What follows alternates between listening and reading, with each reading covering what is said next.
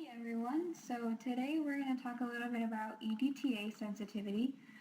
It's not something you come across very often, but it is important to know how to handle it when you do come across it. And since we can't really do a video for this, we decided a PowerPoint would be the best way to convey this information. So after presentation, you'll know how to identify an abnormal differential and to create a smear to look for indicators of EDTA sensitivity. And you'll also be able to run a CBC on a sodium citrate tube and correct the results by multiplying everything by 1.1 to account for the dilution factor. So what is EDTA sensitivity? So we all know what EDTA is. It's an anticoagulant that they use in the lavender tubes and the pink tubes for blood bank and hematology and sometimes chemistry, but not very often. But in about 0.1% of the population, EDTA can induce pseudothrombocytopenia. It can happen in normal patients and also those with diseases and disorders. So what happens is they create antibodies to an epitope on the glycoprotein 2B that's found on platelets, and it's usually hidden because of ionized calcium, but EDTA chelates the calcium, so the epitope is exposed and the antibodies will bind to it and create platelet clumps. So what this looks like on a CBC, you'll see a really low platelet count, and it's really important to be able to tell the difference between thrombocytopenia and pseudothrombocytopenia, because if you don't scan the smear and you don't catch the EDTA sensitivity, you might falsely diagnose this someone with thrombocytopenia, and they might get shipped out to a different hospital, or they might get a platelet transfusion when they didn't really need it.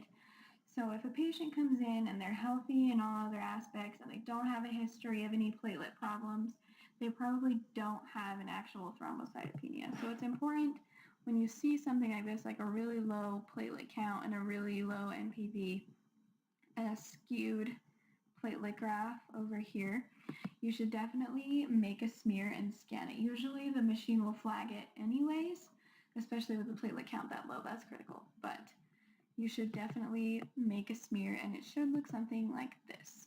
So you can see the EDTA cause the antibodies to bind and make these platelet clumps. So the analyzer didn't count them as individual platelets, so it thinks that they have a really low platelet count when in reality they have all these platelets, they're just in clumps, so it didn't count it. So what you would do is you would get a redraw on a sodium citrate tube, because it's an anticoagulant still, but it's not EDTA, so it won't cause the clumping.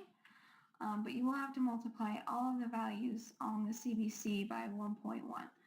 And the reason you have to do this is because there's more anticoagulant in a sodium citrate tube than there is in a EDTA tube. So you have to account for the dilution factor on all of the CBC parameters. So you'd multiply it all by 1.1, and then everything should be normal after that. And you might want to make a smear just in case. So it should look normal. You can see the platelets, they look good. They're not in clumps anymore. So this is really important because you don't want to falsely diagnose somebody with something they don't have. So again, it's not something you come across very often, but we got it in sim lab last semester and none of us really knew what to do with this. So we decided this would be a good project for our presentation. I hope you guys learned something today, and I hope you remember it when you use it down the road sometime. Thanks for listening.